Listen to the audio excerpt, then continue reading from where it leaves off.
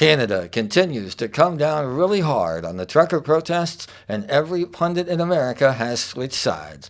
Plausibly live and always evolving, the Seannie Mac Show begins right now. Hey, welcome to the program. My name is Seannie Mac. It's a pleasure to have you with us with all the focus over the last few days on an authoritarian who's crept over his border into a democracy. We've kind of taken our eyes off a democracy creeping its way over the border into authoritarianism. Over the weekend, Ottawa PD reported nearly 200 arrests and 76 vehicles towed as police forced the remaining truckers and protesters to leave the downtown area of the city. Last week, the Ottawa police chief resigned after more than 3 weeks of demonstrations. The police chief had faced criticism for not being tough enough on the truckers. Over the weekend, the new police chief flexed his muscles and deployed pepper spray and stun grenades on the protesters. According to the Guardian, police with rifles reportedly approached protesters and smashed truck windows. Here you can see the police beating a truck driver while he's on the ground, repeatedly kicking the man. Footage from a longer clip shows the man exiting his truck in surrender before the police beat him. Okay, so I'm still kind of getting used to the lingo that's different between the U.S. and Canada. So I guess while their local officials, quote unquote, flex their muscles on the streets, ours just do it in calendars. Now, as you just heard, over the weekend, Canadian police, with the strong backing of the Prime Minister Justin Trudeau and his emergency declaration, have cleared the streets in multiple ways, including this horrifying approach on horseback. Through. Come on through. What is happening here? Wow, what is this lady doing? Trampling horses. Trampling. Stop it. Stop it. Look. Oh my God. They just trampled this lady. Now, that was a video taken by one of the protesters of a line of police horses charging through a crowd in Ottawa. Now, while the protesters said that a woman was trampled in that video, the police say that she's actually okay. As the Ottawa Police Department put it, quote, anyone who fell got up right away. It was later clarified that the police horse did bump into that woman, but then jumped over her while she was on the ground and did not trample her, which, from the Ottawa Police perspective, it's kind of like dropping your child down the stairs and then running down there and saying, oh, Braxton, quit your crying, you're fine, you got right back up. Also, your original mistake really was naming your child Braxton. It's really terrible for the world. So while the crackdowns are, let's say, not great, at least the press in Canada is able to cover them and let the public in on what's happening, right? Canadian journalists were caught in the mix of protesters and felt the sting of Trudeau's emergency powers. Now, civil liberties and civil rights groups are expressing outrage after Ottawa police threatened members of the media with arrest for reporting on the crackdown. It's a story as old as time.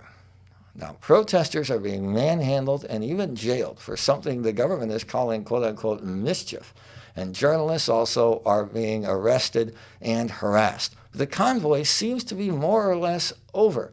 So why doesn't Parliament just get right back in there and end this emergency? Crackdown comes after Prime Minister Justin Trudeau activated emergency powers in an effort to end the protests last week. Canada's Parliament was supposed to debate the powers Friday, but due to police closing in on the protesters, MPs were told the debate would be put on hold to avoid the area. The vote is expected to take place today. What?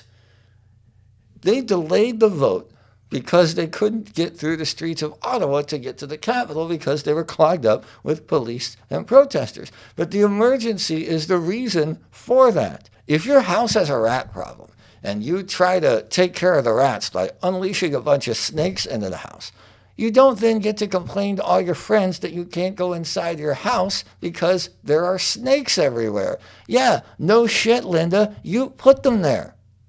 Parliament finally did make it into the Capitol last night, but instead of ending the emergency, they actually extended it. So protesters and the people who support them all over Canada are still in danger of having their bank accounts frozen, losing their insurance, or even having their online donation money frozen or confiscated from donation sites like GoFundMe. So, How long exactly are we going to have to do this? There's some video cameras that the police are using, and some news outlets are reporting that you're gathering intelligence with those cameras. Can you elaborate, like, if the protesters at this point, retreat and go home, are they going to be getting sort of repercussions down the road? Or are you going to be sort of actively pursuing the people that you've been sort of documenting and filming who are still out there protesting? What are your plans after this, after the protest is over? Thank you. It's a great question. And the simple answer is yes. If you are involved in this protest, we will actively look to identify you and follow up with financial sanctions and criminal charges. Absolutely. This investigation will go on for months to come. Good Lord. Months? You can't spend more time tracking down individual protesters from your surveillance techniques than you spent actually letting them protest. That's just like the time I grew my hair out once. It was a few weeks, a lot of years ago, but it still haunts me every single day. Now, as the protests have gone on in Canada, there's been something quite interesting happening around them here in our media. The polling on this indicates that Canadians are opposed to what the truckers are doing and actually would have preferred a stronger law enforcement response, quicker anyway. If there were an election tomorrow, Justin Trudeau would win a landslide. What's concerning about this is, as you've already said, we're talking about a minority of a minority of a minority. I mean, there are about 15,000 long-haul truckers in Canada. Maybe 10% of them are directly affected. That's 1,500 people. Truckers are blocking traffic, disrupting businesses, and assaults on residents have been reported. Other reports have noted the presence of extremist and racist symbols like the Confederate flag and swastikas. Again, Canada. Our own Sarah Carter is live again in Ottawa with the Freedom Convoy. Sarah, a lot of support from our viewers last night for all those people there. Please send our best. Oh, Sean Hannity sends his best. Those freedom truckers and those that support them have more intestinal fortitude than most Americans that I know. But there are so many Americans that support what they are doing. Ah, yes. Just like that. MSNBC wants to know, where the hell are the police and military to crack down on these rubes? And Fox has suddenly discovered that workers protesting in the streets is progress on the march. Now, it's not just cable news. The New York Times recently ran an opinion piece asking for the Canadian military to crack down on the protests, and that should pique your irony meter immediately. Also, conservative pundit Candace Owens, who made a lot of waves back in 2020 for her opposition to the BLM protests, tweeted last week that the U.S. should actually invade Canada with troops to stop the reign of Justin Trudeau. So I guess we're kind of at war with Canada now? I mean, I like our chances in that one, right? Look, not all causes are created equal. I found that out when no one showed up to my Bring Back the Cargo Pants rally. They were so practical, you could carry all your stuff. Anyway, you may not think that vaccine mandates are the equivalent of social justice or gun violence or whatever your cause of choice is in terms of moral outrage. But that's the point. It's not about the cause. It's about the principles.